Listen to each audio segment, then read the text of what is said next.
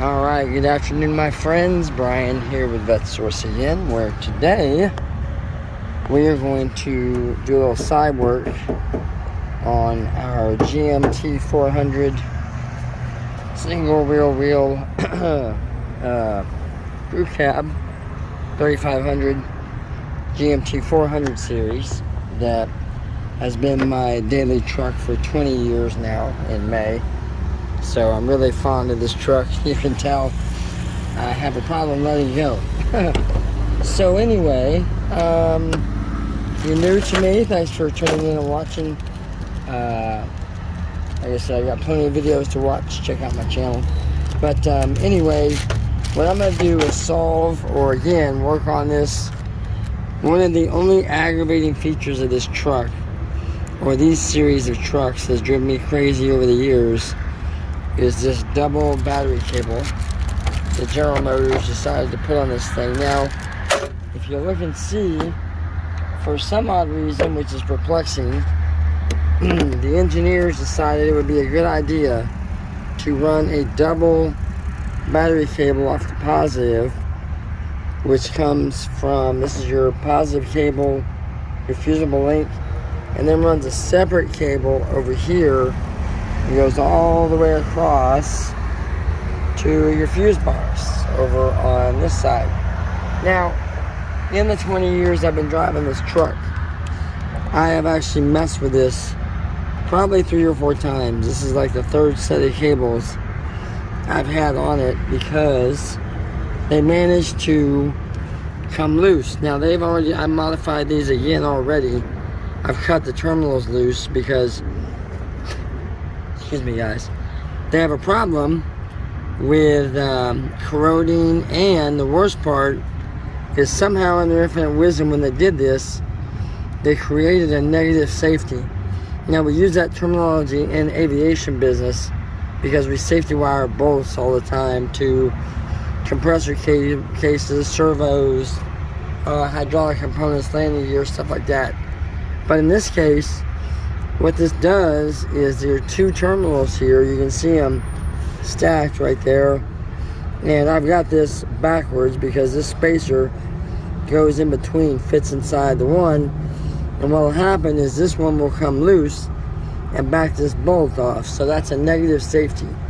So there is actually nothing to safety wire this to, which would be a hole drilled through the bolt with a wire going somewhere else to hold it in place. So it has nothing to hold it, so with vibration, it just comes loose. Now, the first month I had this truck, when I bought it, the thing started acting up on my poor wife, and she'd be out in it, and it would mess up on her, and she'd be stuck.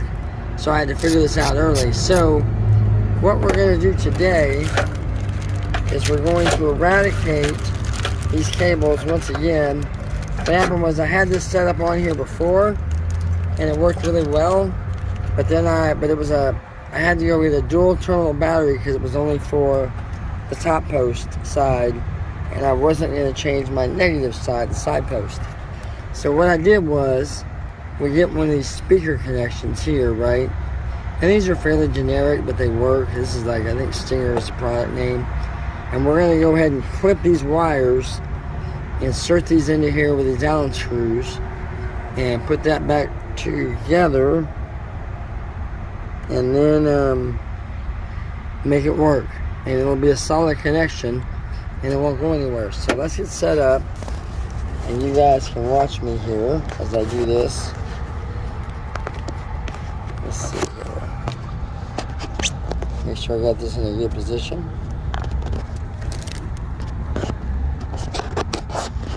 You know, it's funny, I was making a video the other day, guys. I have my GoPro around here, and that silly GoPro, as nice of videos as it'll take, that silly thing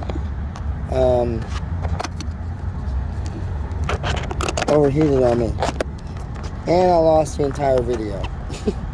So, because it corrupted the file or did whatever, I don't know. So what I'm going to do today is we're just using my good old-fashioned phone, and I'm going to show you guys how I do this. So, let's see if I can get this.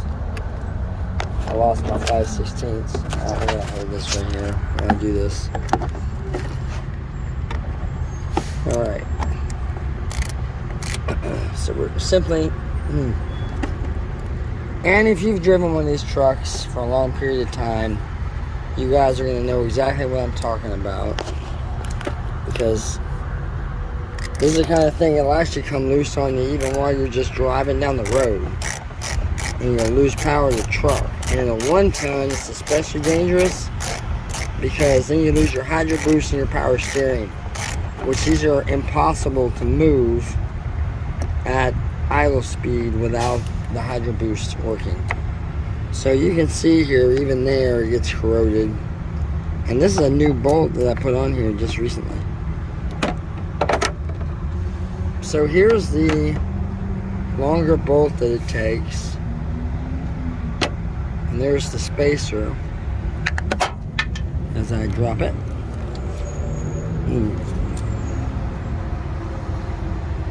And the spacer will fit normally right there.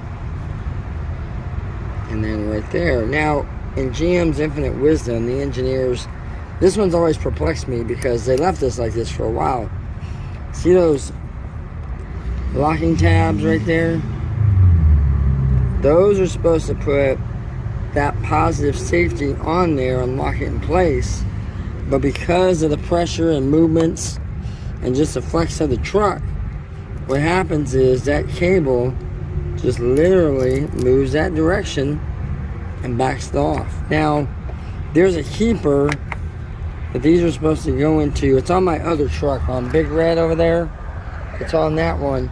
And that one's actually held up for me for about 6 to 8 months right now, but I'm gonna see how long till it starts to wear out on me. But for now, what I'm gonna do is clip these, and then we're gonna make this work. So let's get this set up again.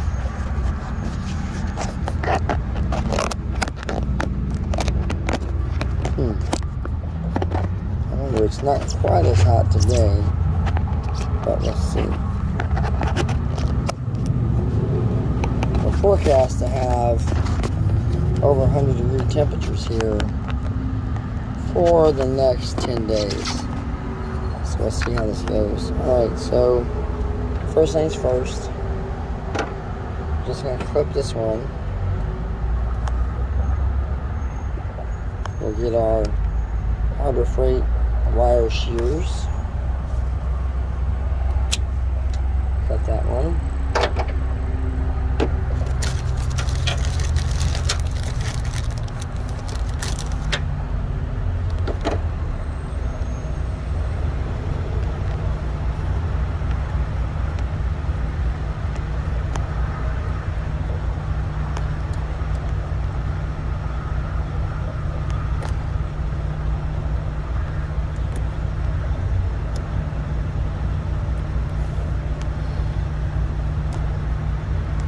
You can see even then, some of that corrosion already starts in there. So that one's going to be in the second port right there. And let's go ahead and get this one done. Let's see here.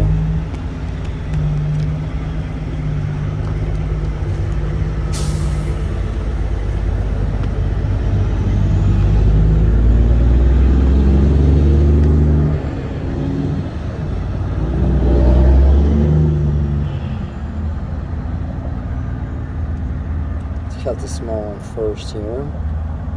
That's our fusible link.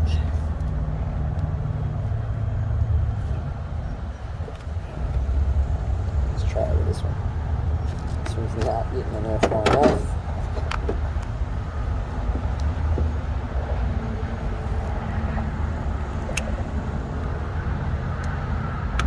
There we go.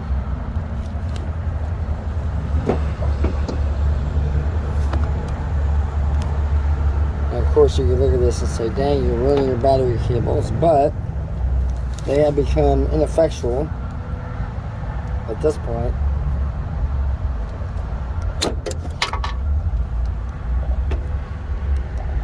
Yeah, I'll find that in a minute. Yeah.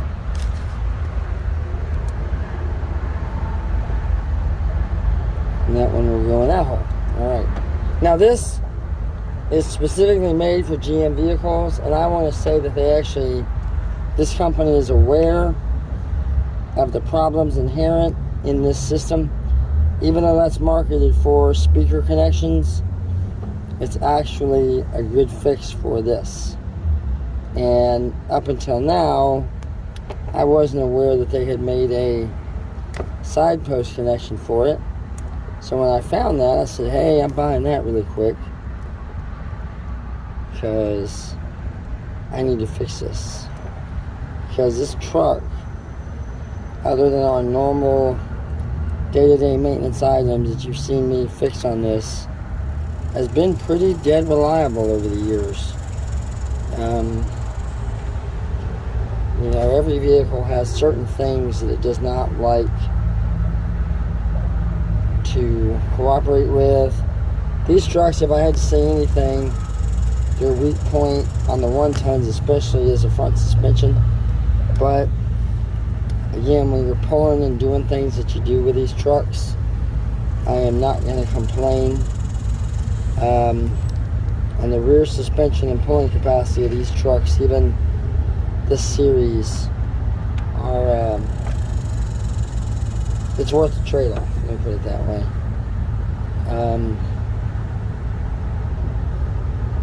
Like I said, I can easily pull 12,000 pounds behind the bumper on this one, this big block, and towing, it will get about 10 miles to the gallon.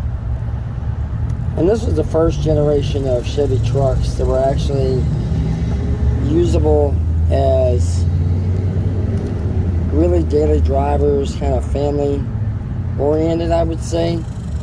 The interiors are very comfortable in these trucks, and they're comfortable long term, on long road trips, I should say.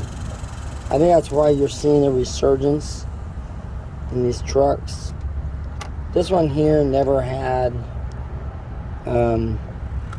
this particular model never had any dip in popularity, simply because even though it's incredibly long, kind of like what they call a school bus, it's around 21 feet long. It's a really good, stable vehicle that will pull an amazing amount of stuff. Now, all I'm doing here is scaling this insulation back far enough for my satisfaction to make sure I get a good connection in there. But I will say that you guys, obviously, if you've been around me long enough, you know that I'm an advocate of keeping your long-term vehicles around and utilizing them. Let's be honest, man, cars are just too damn expensive nowadays, and due to that,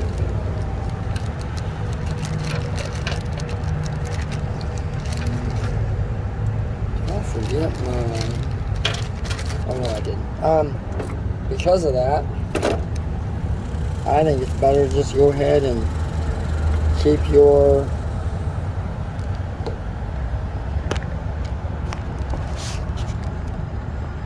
older vehicles running.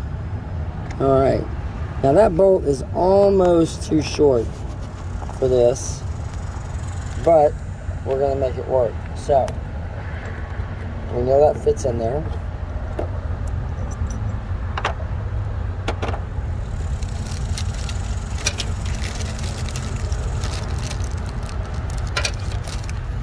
Now what we're going to do is these are just Allen heads that fit in here.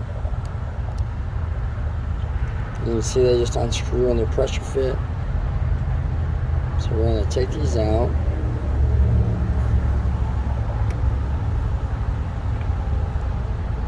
And go ahead and insert that into the cavity. Let's see. Okay, well it turns out my Note 20 Ultra doesn't like the heat either. So let's get back in the finish. I had to take a forced break there. to finish this off. So what we're going to do now is insert these into the cavities, and then we're going to use our Allen heads to lock these down.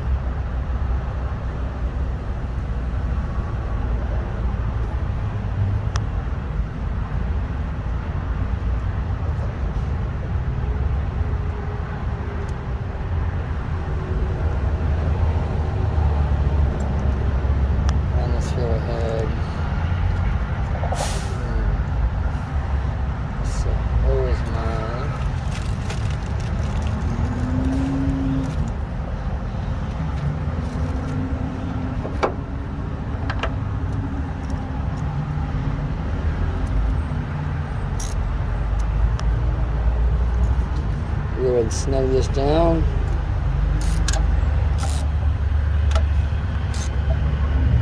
Make sure it doesn't come out. Alright, there's one.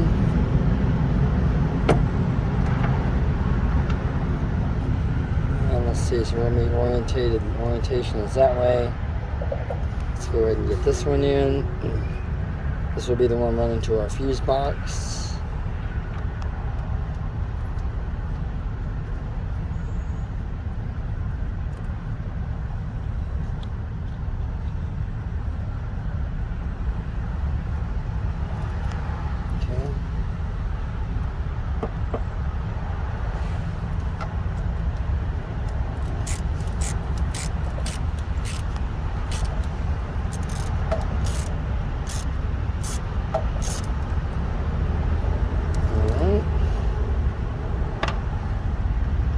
That one. And of course with these you don't want to go crazy. You just want to make sure they're snugged in there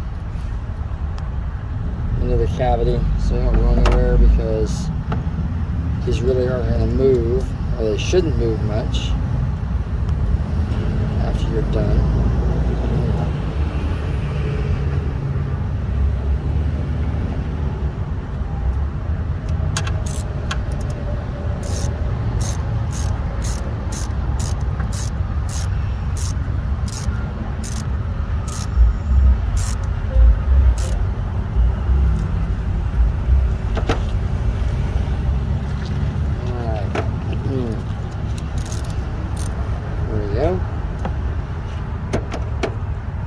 And all three of those are snug in the cavity, so we're just going to turn that there. We're going to use our bolt that was provided to us.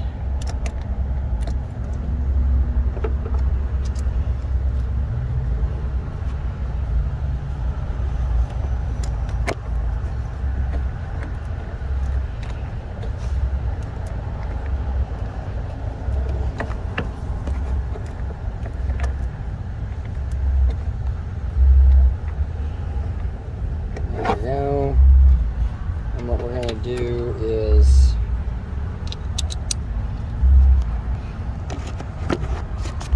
move this forward just a little bit. I really want this. Actually, I can go down like this, that'll be fine. Alright, now this should give us the connection we need. And what we'll do here in a second is we'll tie these together. Let's check on the truck, make sure it will start.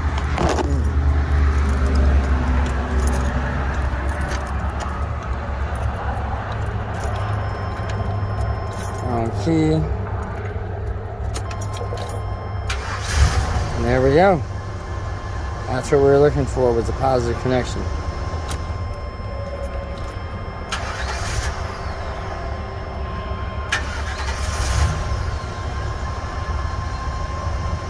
Alright, excellent. Just what I wanted. Alright. Gotta fix our door handle. It's my way of keeping the doors from shutting for the moment. It's on our to-do list. Alright, and then what we'll do here real quick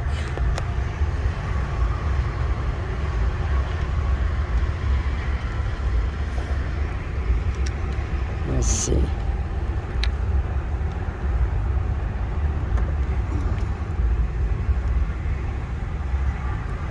Let's go ahead and go down here. See if I can one-hand these zip ties. If not, we'll do these off camera.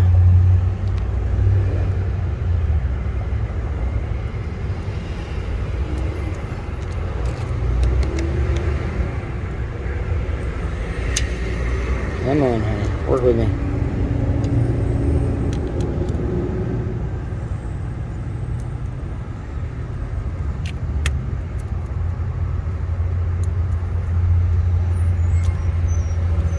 Let me see something. No, I don't like the way that one goes on there. Pulls that one too tight.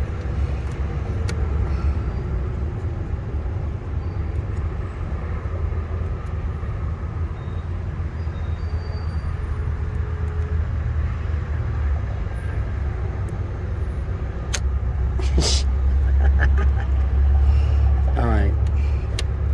This is not going to be a 10-minute video of me trying to get a zip tie on here. You know how when you're working on something, you just almost get it, and it slips away. Most maddening thing in the world. There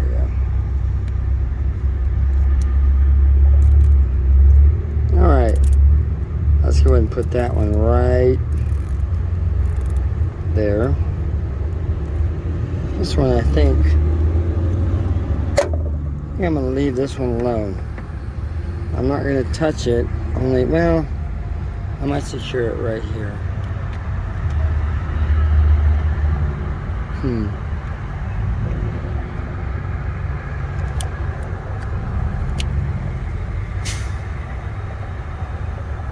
That way it keeps it potentially.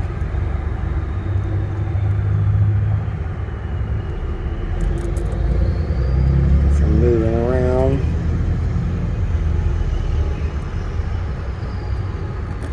There we go. Alright.